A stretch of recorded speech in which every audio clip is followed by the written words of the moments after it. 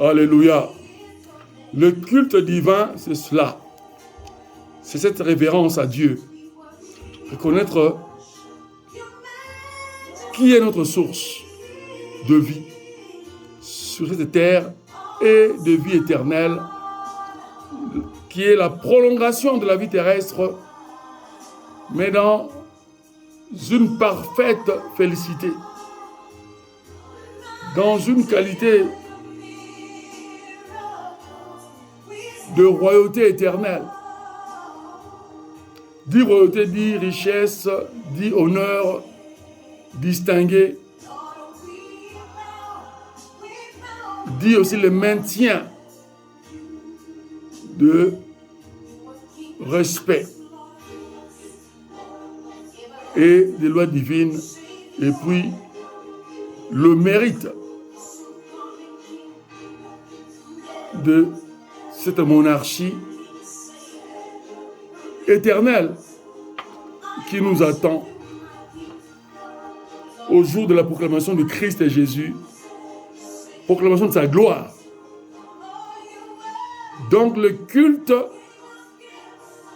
c'est ce que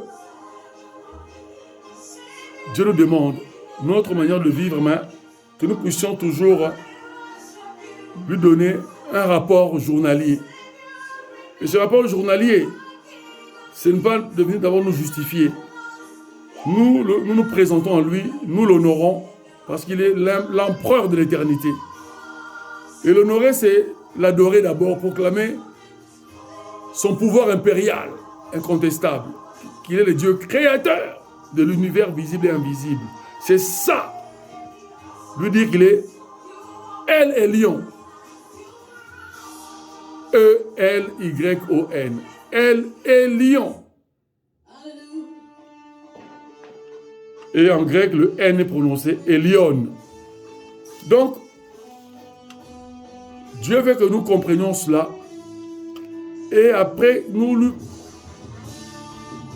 poussons lui faire étalage de ses prouesses. C'est ça la louange. Tout ce que Dieu, après avoir créé, mais ce qu'il fait, les œuvres de son amour, de sa bonté, de sa grâce, la belle nature qu'il nous a donnée, la flore, la faune, etc., malgré la corruption de l'humanité, malgré la destruction que l'être humain est en train de porter au globe par le réchauffement climatique, etc., par la mauvaise politique dictatoriale mondiale sur le nouvel ordre mondial, en tant que concept de G7 dans son extension aujourd'hui, et que les religieux, la papauté, ont fait alliance. Et l'œcuménisme religieux, l'association, la cohésion de toutes les religions du monde, étant d'accord avec la direction politique mondiale sur la destruction massive de l'humanité, la gestion des richesses humaines et le mauvais partage, l'enrichissement personnel de leur pouvoir et de leur ergo, transmettant l'héritage à leurs descendants jusqu'à ce que la terre connaisse sa fin. Ça, c'est l'évangile de Satan. C'est pour ça que l'apôtre Paul était intransigeant lorsqu'il dit: si même un ange de Dieu vient vous prêcher un autre évangile qui est le nôtre, c'est-à-dire l'évangile des apôtres, tout ce qui fera opposition à l'évangile des apôtres est un évangile satanique. Et le concept de la politique économique mondiale dans sa direction est satanique. Parce que c'est l'injustice, c'est la contrefaçon de ce que Dieu a dit et a prévu. Comment peut-on boire de champagne et de vin à 10 000, 20 000, 30 000 euros ou dollars la bouteille et voir l'être humain gisant dans la rue comme un animal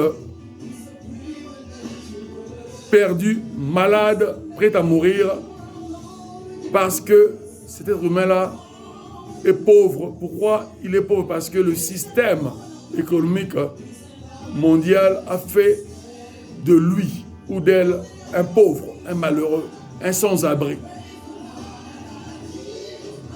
Et dans le pays en voie de développement, le pays d'Afrique, ces personnes-là sont considérées comme maudits à jamais. Alors que ce sont ces richards qui sont les maudits parce qu'ils volent la part des autres et rendent les autres esclaves et les tuent par la famine, les tuent par des guerres civiles, les tuent par les mauvaises conditions de vie, d'où la majorité meurt par des maladies qui ne sont même pas mortelles, des simples fièvres, simple malaria, un simple rhume qui produit après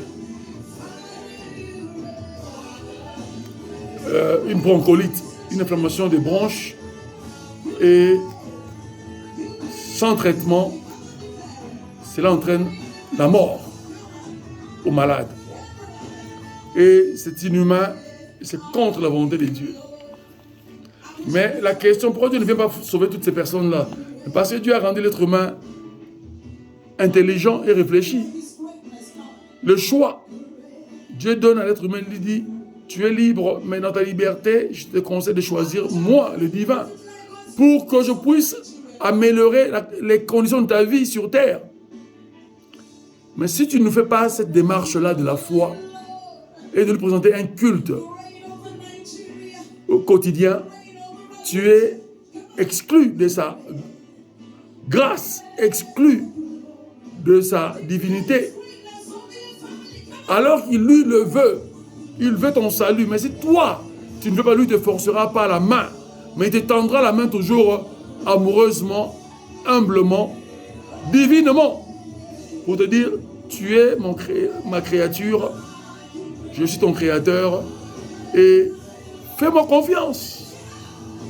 Fais une alliance avec moi, un pacte avec moi, pour que tu vives heureux sur terre, et que les portes d'éternité te soient ouvertes en ce jour-là, qui serait glorieux, et que tu échappes au dernier jugement, qui serait ultra sévère. Que Christ a déclaré, ce serait un jour de ténèbres, non de lumière, le jour du dernier jugement. Alléluia. Présentons à Dieu un culte raisonnable, comme Romains chapitre 12 au verset 1er nous le dit. Et puis, Genèse chapitre 12, verset 1er au 4e.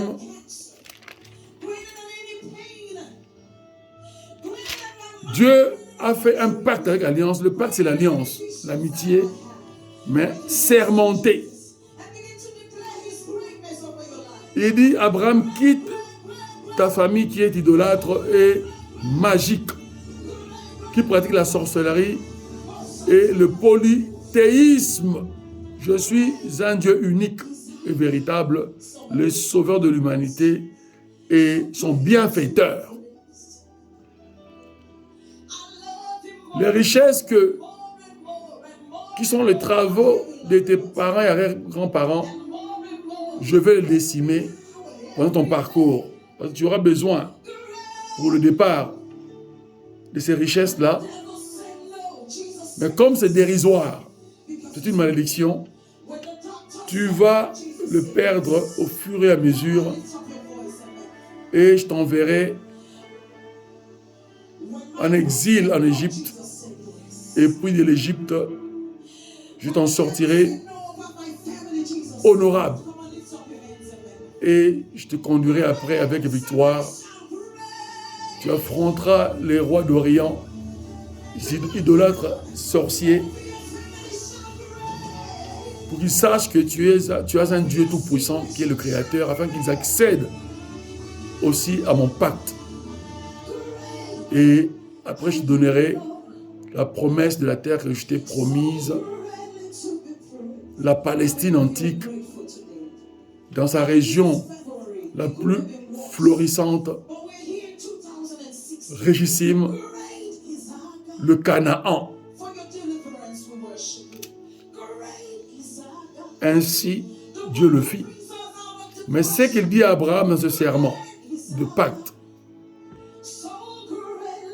Il dit, je ferai de toi une grande nation. Ça veut dire, si tu quittes la malédiction, je ferai de toi un grand. L'histoire parlera de toi jusqu'à la terre passera à son extinction. Et un rappel à la vie éternelle. Parce que nos belles œuvres seront dites et proclamées par les anges dans l'éternité. Alléluia. Je ferai de toi une grande nation et je te bénirai. Je rendrai ton nom grand. Deviens donc une source de bénédiction. Je bénirai ceux qui te béniront. Je maudirai ceux qui te maudiront. Toutes les familles de la terre ainsi seront bénies en toi qui en est devenu la source. Ça, c'est grand. Dieu a donné ses capacités divines à Abraham d'être la source du bonheur des centaines de milliards de personnes sur cette terre. Alors que nous sommes dans le 8 milliards en tant qu'être humain sur terre, population, mais puisque avant nous, il y avait ceux qui étaient en vie et qui sont décédés, Dieu compte tous ceux-là.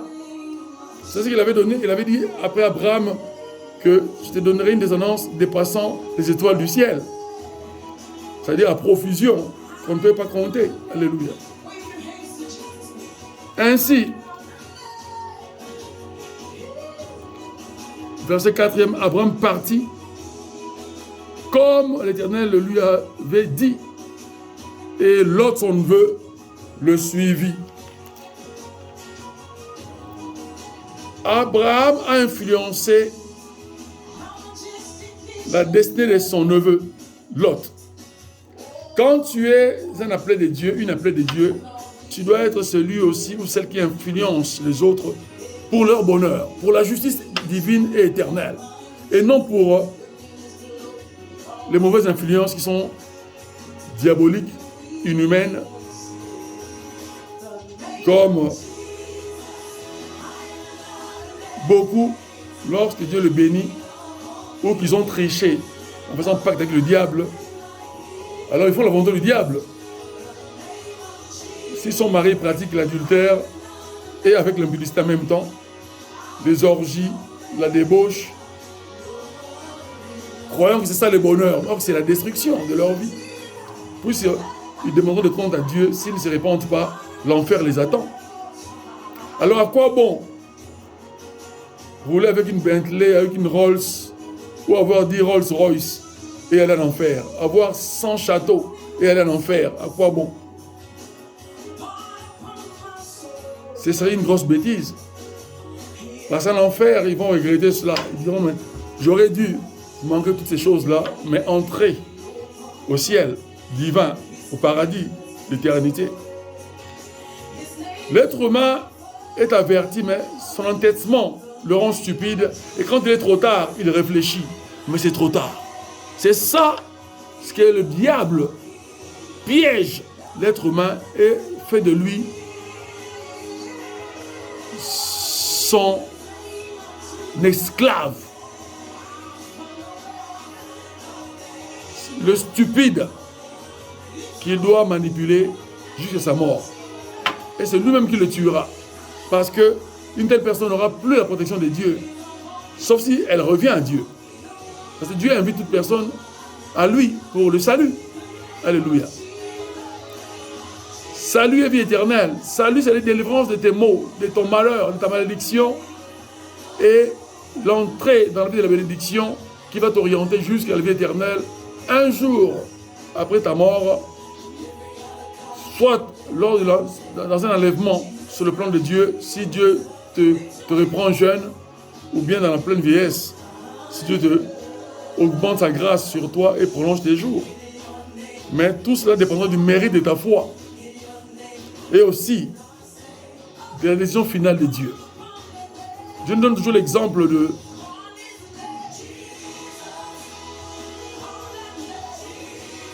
comment d'un des fils de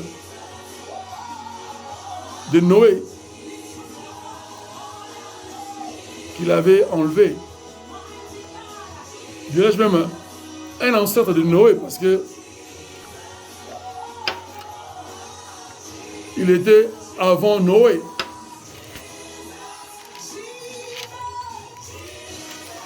Dieu avait enlevé cet homme pieux de son temps, un descendant d'Adam.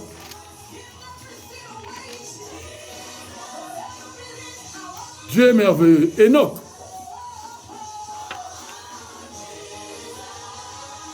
Et il y a aussi aujourd'hui beaucoup de Enoch. Mais il y a aussi certains Methousalem. Dieu donnera une longue vie dans cette foi et des richesses. Ce qui compte, ce n'est pas cette vie vraiment. Cette vie, c'est un passage, un tourisme de réflexion divine et du vécu d'une fraternité universelle sincère, d'une solidarité mutuelle universelle. Mais le ciel divin, c'est le meilleur El Dorado. C'est les lieux de délices éternelles, la vie éternelle. Chaque être humain dans sa pensée intrinsèque est d'être un monarque. En tout cas, un être humain masculin, mâle. Un homme. Parce que Dieu a fait de lui, depuis toute éternité, d'un monarque. Mais la femme qu'il va épouser serait sa reine. Régnera avec lui. D'où l'hétérosexualisme dans le mariage, qui est universel et sanctifié par la divinité du Christ et Jésus, qui est la divinité suprême et éternelle, incomparable. Ayons foi en Dieu, faisons la volonté de Dieu, et Dieu se manifestera davantage dans nos vies. Chers amis, Dieu aime l'humanité, mais si l'humanité se perd, c'est à cause des mauvais dirigeants politiques de ce monde et aussi de l'ignorance des êtres humains eux-mêmes, parce que c'est de deux côtés. Une politique faussée. Mais si toi, être humain, tu en fais une révolution spirituelle, c'est-à-dire tu t'en donnes à Dieu, parce que tu ne pourras pas prendre des armes et te procurer une révolution comme l'on croit. La révélation est celle-ci. Chaque révolution qui se passe dans un État vient de Dieu. Même lorsque le sang coule, lorsque les gens prennent des armes ou se ruent vers les maisons présidentielles, réclamant leurs droits démocratiques pour sortir ces présidents du pouvoir, et que beaucoup en meurent par la guerre présidentielle qui les tue comme des mouches, et puis l'ONU tranchera. Ce n'est pas ça la vraie révolution. La vraie révolution, lorsque Dieu finit avec le malheur de ce pays-là et que les dirigeants du pays prennent conscience et commencent une politique démocratique correcte. Donc, il y a des révolutions diaboliques où beaucoup de gens meurent, mais après cela, ils n'ont toujours pas de paix. Et un autre dictateur le remplace. Ça, ce n'est pas la révolution que Dieu établit. C'est la force humaine qui mène qu'à la perte, parce que si tu te défends sans la défense de Dieu, tu es perdant. Parce que la réalité est spirituelle. Le malheur est causé par le diable utilisant les fautes humaines, le péché des êtres humains, et les poussant à se révolter contre Dieu, leur protecteur et leur créateur. Le pacte que Dieu a fait avec Abraham, si Abraham n'avait pas répondu, au verset 4e qui était le plus important, il a répondu et il est parti. Sinon, cela n'aurait pas eu lieu. Dieu allait choisir une autre personne qui serait plus pieux, plus fidèle qu'Abraham. Et dans le parcours d'Abraham, il y a eu encore d'autres épreuves difficiles. Et Dieu a éprouvé la foi d'Abraham jusqu'à sacrifier son propre fils pour lui faire comprendre que Abraham, tu as oublié un peu les promesses d'avant, que je te donnerai une descendance dépassant les étoiles en nombre, dépassant en nombre les étoiles du ciel. C'est-à-dire l'humanité entière. Abraham s'était ressaisi. Et il est passé à l'action. Et l'ange de Dieu l'a arrêté par l'omniprésence de Dieu. Et Dieu lui présenta, juste à quelques mètres de lui, un mouton attaché. C'est-à-dire une agneau, le petit d'un mouton attaché sous les arbustes, les petits arbres vers le sommet de la montagne. Et puis, le couteau auquel il devait sacrifier, égorger son fils, il a servi cela pour l'agneau du sacrifice à la place de son fils, pour remercier Dieu et l'adorer, disant qu'il est fidèle, il est le Tout-Puissant, il est Dieu de compassion. C'est là où Abraham a érigé une stèle, une pierre qu'il a mis là, une grosse pierre en mémoire de cet événement, et il a nommé Dieu le Jéhovah Jireh, c'est-à-dire le Dieu qui répond à tous ses besoins. Même lorsque c'est impossible, Dieu répondra. C'est-à-dire qu'il pourvoira à ce que ta vie soit comblée. Et c'est ce que Dieu veut faire dans chacun de nous, au sein de l'humanité. C'est ainsi que je vous invite par le Saint-Esprit, je vous encourage, chers amis et spectateurs, vous qui suivez cette vidéo, changez de mentalité de la foi. Il y a un seul Dieu qui est universel, qui est le créateur de tout ce qui existe, de l'invisible au visible. Parce qu'il a créé des êtres invisibles que nous ne voyons pas, qui sont des énergies, ce sont des anges, mais qui sont là pour glorifier Dieu et assister les enfants de Dieu sur terre, dans notre combat que nous avons avec le diable et son armée démoniaque. Et que nous devons toujours gagner ce combat lorsque nous sommes fidèles à Dieu. Parce que Christ nous a donné le plein pouvoir. En Luc chapitre 10, verset 19e. Et le culte convenable, c'est ce que Romains 12, verset 1 nous dit. De présenter à Dieu un culte qui serait raisonnable. C'est-à-dire que Dieu approuvera. Et puis, nous allons le lire.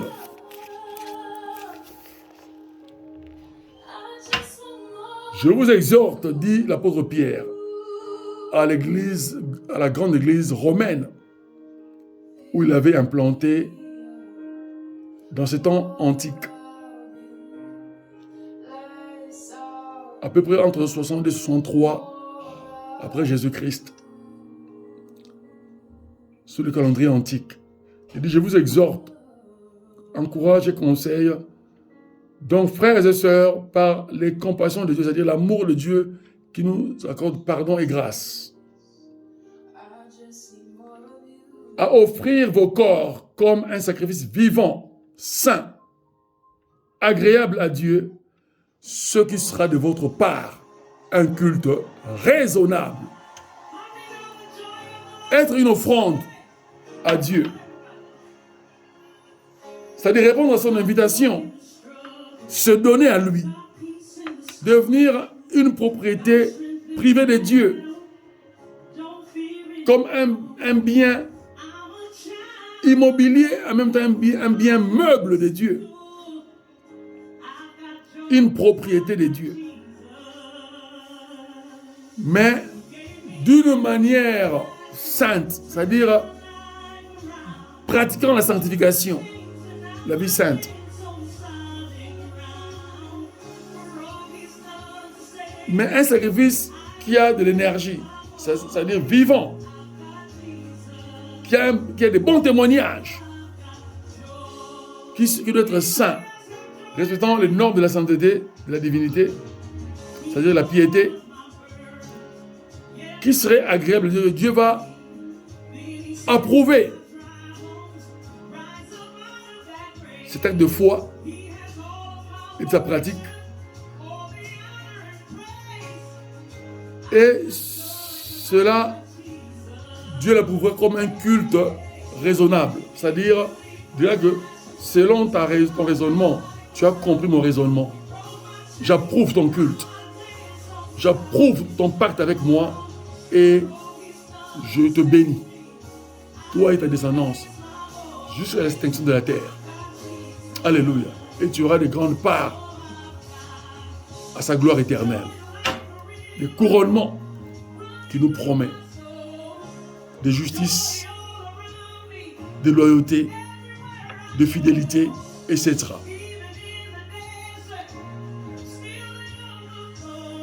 Ainsi,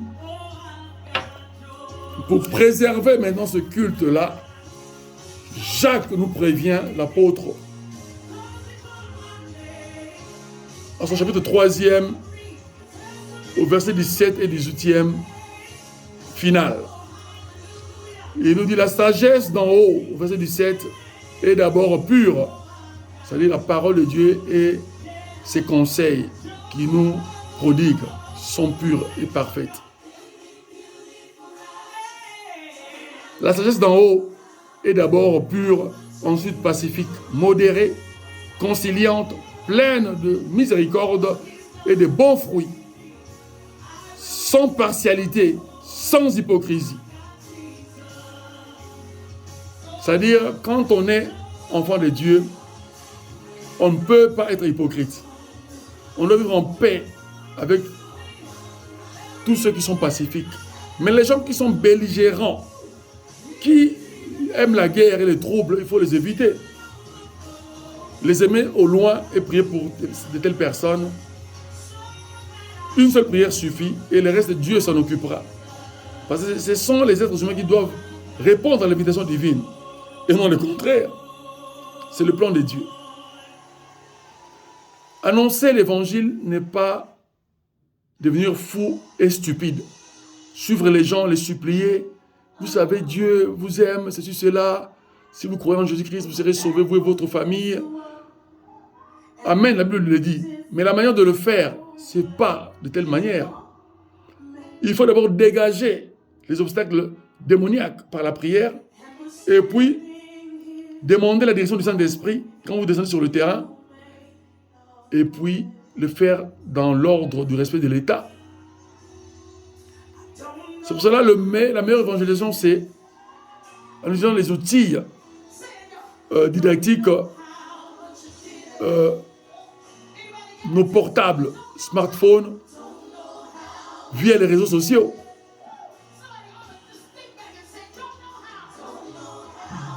Et pour aller évangéliser en public, il faut avoir une permission de sa commune.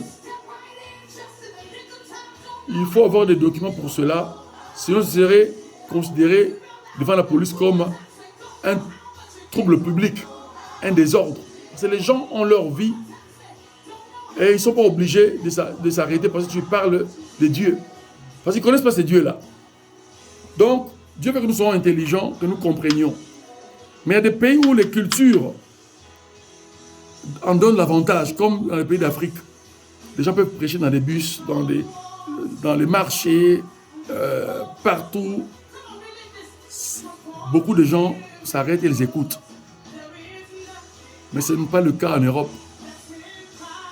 Donc on doit adapter l'évangile, c'est-à-dire l'annonce de l'évangile, d'après la culture du pays, mais donnant tout au Saint-Esprit qui est le Tout-Puissant pour toucher les cœurs et les consciences humaines et les ramener à Christ.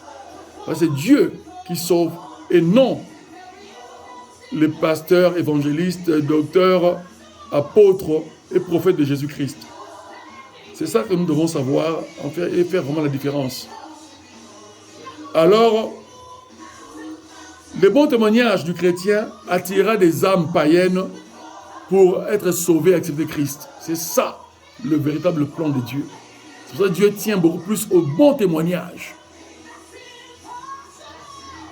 Alléluia. Alors que les religieux, ils prêchent, ils disent, ne suis pas ce que moi je dis, mais je suis ce que j'annonce. Christ n'a pas dit cela. Sinon, beaucoup de gens, c'est les envoyer en enfer. Parce que quand quelqu'un est un témoignage, est un exemple, un modèle, l'être humain est encouragé dans sa conscience. De dire, si Dieu l'utilise, pourquoi pas moi? Parce que ce Dieu-là est juste. C'est pour cela qu'il nous a dit ici, la sagesse d'en haut est impartiale. Dieu ne choisit pas des gens spécifiques uniquement. Il choisit celui ou celle qui s'ouvre à lui. Mais son plan, c'est de bénir et de sauver tous les êtres humains. Voilà le plan de Dieu. Et puis, le fruit de la justice est semé dans la paix par les artisans de la paix. Vous voyez donc, pour entretenir cette sainteté, ça doit se faire dans une relation de paix, d'entente avec les autres, tout en respectant la liberté de choix des autres, de leurs décisions, mais toujours encourageant, expliquant. Le reste, c'est dans la prière ou dans les prières d'intercession. Et c'est le Saint-Esprit qui touche les consciences et change les consciences et les états d'âme des personnes, que nous appelons cœur, leur ressenti intérieur, leur conviction. Et Dieu change leurs convictions qui étaient erronées, fausses par rapport à sa divinité. Dieu les ramène à la bonne conviction, la meilleure, de lui faire confiance. Parce que Dieu est juste et bon et il est la vérité éternelle personnifiée.